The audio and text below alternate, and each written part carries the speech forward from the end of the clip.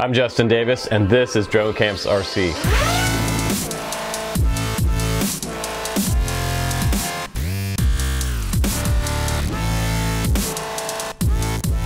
Hey guys, welcome back to the Drone Camps channel. I'm Justin Davis, and I have a new transmitter to show you here today. This is the Taranis Q X7S. Now, the X7 series was one of the most widely used transmitters out there in 2017, and it's getting to be late 2017 now, and the X7S is now out. And what's the big difference between the Taranis Q X7 running 7 channels? This one runs 16 channels. So like the X9D, this one now has Hall gimbals built into it, and it has 16 channels. Now, why my original Taranis Q X7 had 7 channels, this really wasn't a radio I was going to use for any other applications than basic FPV racers. Now, if you want to go long range and you want to set up a more complicated wing system, the X9D and the new X7S would be much more appropriate for that, because you need a lot of channels when you're running different GPS systems if you're going to get into more complicated flight controllers. Or you might even be using this to fly scale type airplanes, which have a lot of different servo applications. So you have a full 16 channels on this radio, which is a huge improvement. And also supporting the Hall M9 gimbals on here. So super smooth operation with these gimbals, and a new style transmitter stick, just a little more comfortable than what we had before. A little wider tip on the very top of this transmitter stick. And FrSky must be paying attention, because they also included customized, looks like not a 3D printed version of a gimbal lock on here. So if you're traveling or you're putting this in your case, this case came along with it, by the way. This just slides over top of the gimbal stick and locks into place. That way your sticks don't get damaged during transport. That's pretty cool. Now, this transmitter, as it sits right now, it is including a lot of stuff with it. You get a case with it, you get the Hall's gimbals on here, you also get the gimbal locks, and you get up to 16 channels, which is super cool. But the street price is about the same as the X9D right now, so you kind of have to decide for yourself which one would be right for you. So what I would recommend is go out to the field, find someone that has an X7 and hold on to it and feel it, because this transmitter, this X7S, is exactly the same shape as the X7.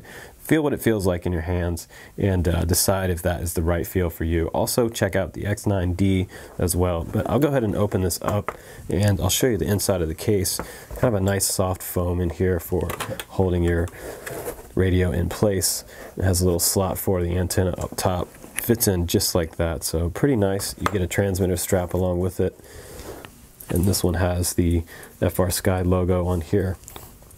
Telemetry systems, that's pretty cool. It just locks right into this right here, kind of screw in place. Now, also inside the case, you do get a battery charger for the battery that comes in and out of the back of the transmitter. It's a little AC plug right here, and this is a 15-volt 1-amp charger, so it's not going to charge the battery super quick, but they also give you this little mini charger right here. It looks like the FCX07. It's a charger for the Taranis Q, specifically for the Taranis Q, and you can switch back and forth between 6S nickel metal, or you can switch it over to 2S LiPo, depending on which one you're charging with. So we're going to switch it back over to the 6S nickel metal, because that's what I got. It has a little balanced charge port lead right there. You're going to plug it into that port, and then the DC port goes right into here, and this AC outlet will go ahead and plug into the wall, and you're good to go. And now you're looking at the back of it, and it does have module based support right here, so we can put in various models for different types of protocols if we want to add something for long range receiver in here, or you want to run the familiar TBS crossfire system. You can plug that right in and run that on the back of this transmitter, no problem. And they give you a nice little door that snaps back on. I'm just going to show you the battery in here, and I was super excited about this one because my other one, my original X7, came with AA batteries, which is nice because I can get AA batteries anywhere, so if they die out in the field I can replace those. But this one will last a really long time. This is a 2000 milliamp 7.2 volt nickel metal hydrate battery. So I'm just going to pull this out real quick and show you the connector, and it looks like that 2S connector there. I was telling you earlier that you could power this off of 2S. So you just take your balance port lead and plug it right into that slot right there to power your X7S. Now this guy powers up exactly like the other radio. You press once and then you hold and you see the little readout there and it comes on. You see OpenTX, FrSky logo.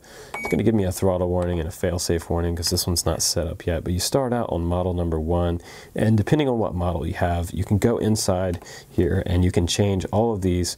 I believe you have up to 60 models on here as a default, but you can expand that to as many models as you like, which is pretty cool. So it flips back around to 1 after I go past 60. And if I push exit, I can go back to the main screen there. Now, this is very similar to the X7. They don't have labeled switches on here, but if you want to see the labeled switches, you have to look on the screen right here. It shows you SA, SB, SC, SD, SF, and SH. And you can see those and you can edit those inside the menu. If you go into your model and then you press page again, past heli setup, and you go to flight modes, one more over and you get your inputs right there. You can change up these. You can also go to the mixer and change more. If you're having problems with your channel mixer in Betaflight, go here and fix them inside the radio, and then go back to Betaflight. Make sure that everything is copacetic with the radio. Now the X7S does have a backlit screen versus the X7 does not, so if you press here, you don't get any type of backlit. If you're in a dark situation, this is kind of nice because it does have this backlit LCD. And with the new version of the transmitter, you also do have a wider thumb grip on the end of the stick, which is kind of nice. It feels a little more natural, but you're not going to be able to get these sort of thumb grips on the end of them. These are just going to be a little too wide to accept this. Now, I do use these. They're from Bestem Aerial. A lot of people ask me where to get these. You can check them out on bestemaerial.com. They just slide over a traditional stick. They just make it a little more comfortable when you're flying. It actually lets me feel the stick a little better when I'm doing FPV freestyle, so it just feels a little better than the original stick that came on the X7. And to power this one off, it's the same way. You just press and hold about 4 to 5 seconds and it turns off. Now, if you're looking at this for the first time, I'll just give you a little overview of the switches on this transmitter so that new people can get a little familiar with the setup and the layout on this X7S. It's pretty simple. The problem is that they're not labeled across the top, and I'm just going to show you really quickly. In the very back here, we have SF, and this is usually used for arming your quad. It's a 2-position switch, which is pretty nice. You can also make that some other type of switch if you want to do a beeper. Over here on the right-hand side, your SH switch, and that SH switch is usually going to be a temporary switch, so it's going to press forward and then it's going to release. So most times I don't really put anything on that switch. And back on the left side we have SB, which is going to usually be used for my flight modes. This is a 3-position switch, and if I do add flight modes to an FPV racer, I usually have my top one be angle mode, and then horizon and acro mode at the very bottom. And over here on the far left we have SA, which is another 3-position switch. So you can add your flight modes on this one if you prefer it. I just like this taller switch there myself because it's easier to feel when I'm not looking down at the transmitter. And back over on the right hand side we have an SC switch inside the transmitter. If you're going to set this one up, this one's also a 3-position switch. So plenty of 3-position switches so far, 1, 2, 3 across the front here. And we also have an SD switch, and this is also a 3-position switch. So pretty sweet. You have 3-position switches all the way across. And in the middle you have your dial switches here for gimbal control if you have some type of gimbal. And one just goes all the way across and has no notch, and this one has a notch in the very center if you're trying to center out a gimbal, which is also kind of nice. And there's been a little controversy over the years for people saying, oh, my transmitter stick is straight up, then I have a better signal because, you know, it's pointing at the drone. Well, not necessarily. In the manual, in the FrSky Taranis X7S manual and the original X7 manual and the X9D manual, they all say to point the antenna to the side because most of the signal emits out of the side right here. It gives you full range out in front of the radio. If you point it at the drone, then you have all your signal coming out this direction. So right in front of yourself, it's going to be a really weak point. And it does say in the manual that this antenna is not removable, so you're probably not going to do any antenna mods particularly to this model. you're going to have to use some type of module in the back with maybe an external antenna coming off your module.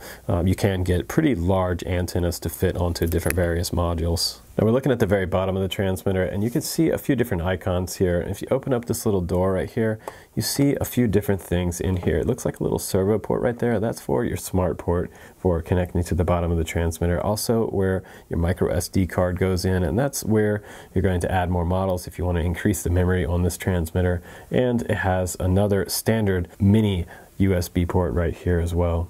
And nothing's changed there on the bottom of the transmitter. It's exactly the same as the X7. Now what I also think is pretty cool about this radio is the fact that it does have a wireless trainer option on here. So years past we had to connect a cable from one transmitter over to the other, but if you have two X7s you can actually connect them using wireless capability, and that way you can have a master and a slave setup. So if you're out and you're training with someone that's just getting into FPV and flying quadcopters, you can automatically move the stick and you'll take control of the quad. So as soon as you touch the stick, you're flying. You can have your student over here on the right hand controller and they can fly as long as you're letting them fly, which is a nice option. Now I did say that it supported a 2S LiPo earlier, but the manual also does, I did see in the manual, it also does support up to a 3S LiPo in here, so no problems using a 3S LiPo with your X7S. Now the operation time on the battery in this transmitter is about an hour and a half, which doesn't really seem like that long of a time for an operation for a battery to work in a transmitter, but the charge time is around 2 hours. So if you have a backup battery, that's what I'd probably suggest if you're going out to do a race for the weekend, or you're camping out with some friends. If you're going to fly longer than an hour and a half, definitely bring a backup battery for the X7S. Now, if you're just getting into FPV and you're kind of watching this video wondering which one you should I get the original X7 with 7 channels, or should I get the full-blown 16 channels? That is going to be totally up to you. Are you the guy that has to have it all? I would go with the X7S if you want to have it all. If you want to have a standard radio that's going to work with almost all of your FPV models for the next couple years, before you get super advanced models, I would go with something like the X7, mainly because that one's $100, right around the $100 price point. If you have to have all the bells and whistles and the awesome M9 Hall Gimbals, I would go with the X7S.